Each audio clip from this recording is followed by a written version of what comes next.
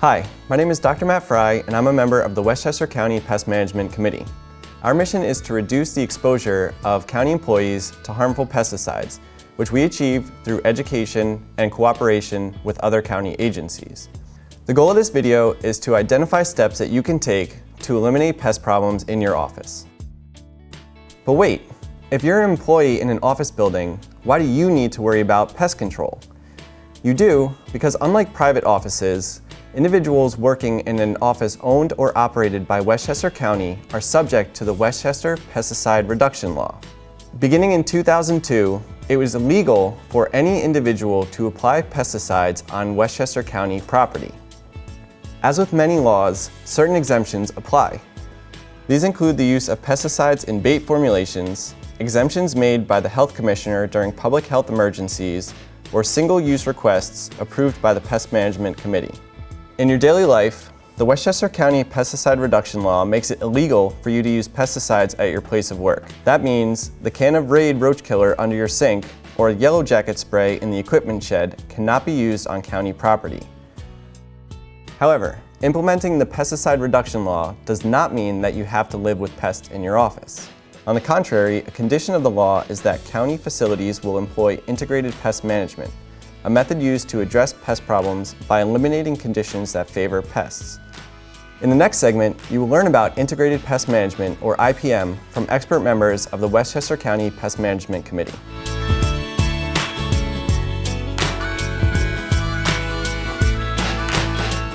Hello, my name is Barry Stangl. I'm a consultant for the pest management industry and a member of the Westchester County IPM Committee. Today's presentation will cover how we can avoid insect and rodent pests in the workplace. We have to understand that pests need to survive, and they will survive if you give them three things. One is food, two is shelter, and three is water. Several of the most common pests that we find in the workplace are cockroaches, ants, flies. We also find rats and mice sometimes. The first pest that we want to discuss is the cockroach. There are two types of cockroaches that we may find in the workplace. One is the American cockroach. That is approximately 2 inches in length and maybe a half an inch in width. Brownish color or into reddish. We find them around sewers, drains, drain pipes, and sinks. The second one would be the German cockroach. That is something that we are more familiar with because we see them commonly in the supermarket, homes, and the workplace. They're looking for food, and they're much smaller and approximately about 1 inch long and a half an inch wide. One of the characteristics of the German cockroach is they are so prolific. An egg capsule that we may just find in a drawer contain anywhere from 16 to 48 eggs, and they will hatch within a week to 2 weeks. What you're looking at now is a glue trap which has caught an egg capsule on it, which the female German roach deposited, and coming out of the capsule is all these baby roaches. And that shows what the egg capsule actually looks like. And inside that capsule is all the eggs. There are different life stages of the German cockroach. This is an example showing the different adults, nymphs, and small nymphs, which are in the first stage of development. They develop without wings until they become adults. The next slide shows the difference between a full-grown adult German roach with wings and a young nymph. Now, having wings doesn't mean that they can fly. German cockroaches generally walk.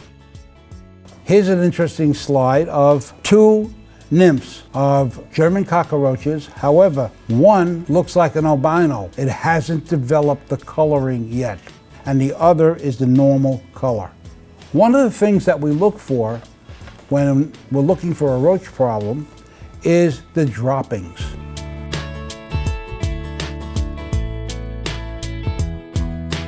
The next series of pictures that you're going to see are what we call commensal rodents. The word commensal means they eat at the same table as we do. In other words, the food that we eat, that's what the rodents eat. In this slide, we have a description of the house mouse. The house mouse is anywhere from 13 to 20 centimeters from head to tail. It's light brown in color, sometimes grayish in color, and it has a soft fur. We find it living in different areas in a building, from in the walls, in the basement, and they come out mostly, they are nocturnal. So during the day, unless there's an overpopulation, you would find them mostly inhabiting at night and looking for food at night. The next slide shows a newly born house mouse, and they are born naked, no fur. They're blind until approximately 2 weeks, and then they start looking for food on their own. At 5 to 8 weeks, they are independent and they are sexually active. So that's why the population grows so quickly in a building. Now, you have to understand that mice only travel 15 to 30 feet from their nest to the food supply. So we now like to narrow down the areas where we're finding them. A house mouse will live for 1 to 2 years, and the female will produce over 40 young per year. So you can see how an infestation will grow rapidly when it's not addressed. When we first see signs of them, that's when you should be reporting it to your supervisor. Next, the bed bug. The basics of bed bugs. A lot of people confuse whatever they see, small oval insects, automatically, oh, they're bed bugs. Well, here's what the bed bug actually looks like. They're oval, they're wingless insects, 4 to 7 millimeters long. The eggs are white in color. And when they hatch, then you have small bed bugs. And those bed bugs need constant feeding of blood in order to develop. The next slide gives you the life cycle. It goes from egg to nymph to adult. Now, one of the characteristics about bed bugs is they do not have wings. They only crawl. The female lays 6 to 10 eggs per week. The eggs hatch in 10 to 14 days, and they can have 5 nymphal, which are development stages, till they become adults. One of the features about bed bugs, if they get into a wall or a place, they can hide there for approximately 350 days without a second blood feeding. That's a long period of time. Next, both sexes of bed bugs take a blood feeding. What attracts bed bugs to people?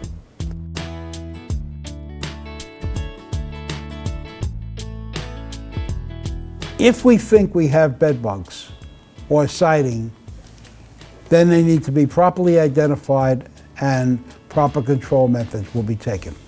My name is Barry Stengel, and it's been a pleasure presenting this to you for an educational series that we put on here to help you keep the workplace pest-free. Thank you.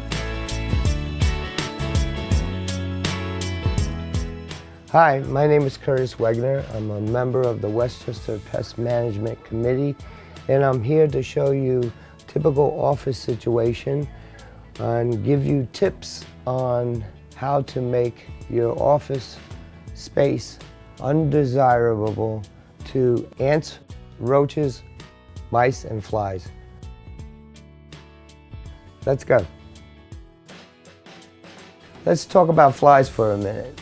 Right here we have a space, nice window space. It's enclosed. They have air conditioning and heat. The windows don't open. But if they did, okay, look what you have outside. If you open up the windows and you didn't have screens, all these bugs would come in It's good if you have a window and it's nice outside to open it up and have a nice fitting screen so bugs cannot come in. Another thing you want to pay attention to are plants. Abundance of plants usually are an attractant to flies. If you water your plants and they get some sun, you like to keep them here, you got to watch the over-watering, okay? Let them be moist, but not have water in these containers, sitting in these containers, because they are an attractant to fly to lay their eggs in it. Everybody usually eats something at their desk. Could be breakfast, could be lunch, could be working late at night and having dinner here. There is always containers that are leftovers. So sanitation, it's always good to have a couple of garbage cans. One garbage can should be for foodstuffs.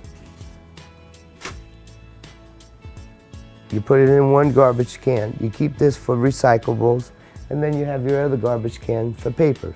This way, if an insect comes in, they come to where all the foodstuffs are, where the particles of food and the residual stays in one area. If you're lucky enough to have maintenance, in some places they have maintenance, they come in and clean and empty the garbage every night. Some areas are not as lucky. Take it out, put it in the dumpster. It's in one area. It's not all around in every garbage can, okay? So then you have multiple sites where the insects, ants especially, are attracted to. Next, we're going to talk about the desk area. Everybody brown bags it, okay? Whether it be breakfast, your coffee, your sodas, okay? Even your water, okay? If you drink a lot of water and you use a container like that, try not to leave it here overnight. It is an attractant to ants, okay? Flies, and then maybe a mouse needs a little drink of water sometimes. Your recyclables we talked about. Okay, you're drinking Gatorade. Don't leave it here overnight. You know, if you don't want it, go to the bathroom, pour it out, rinse it out good, throw it into the recyclables, if it's recyclable. Same thing with these soda cans and everything. Okay, we have containers here. Okay, never use flimsy containers to store food in your desk, okay? Now let's take a look at what we find inside these desks sometimes. Oh, mice would love that. You have candy. You have the little, oh, I need some ketchup sometimes. It's always in here. Mice love this, okay? If you're gonna store things, get something that's heavy-duty container like this with a lid. Put your stuff in, even if it's open, close it, you know, put it inside your desk like that. Keep it inside your desk. This is a no-no. If you find something like this, when you open up your desk in the morning, report it, because that means a mouse has been here, okay? Or if you see ants all over the place, you know, after a mouse has gotten to it, you know, the big thing is to report what you find. Hope this all was helpful, and remember one thing, that sanitation is the foundation in IPM. Hello, my name is Mike McCall, the Pest Management Coordinator for Westchester County. We hope that you've gained some useful information today that will help keep your workplace pest-free. However, if you do identify a pest, please notify the person in charge of initiating work requests for your department. That work request will then be given to the Department of Public Works and Transportation, which will identify the location and suspected problem. Then they will take appropriate action. However, if you work in the Department of Environmental Facilities, Parks, Recs, and Conservation, or the Westchester Community College, you may have a different procedure to follow. However, the preventative measures still apply. Thank you for your time today, and we hope that your workplace remains pest-free.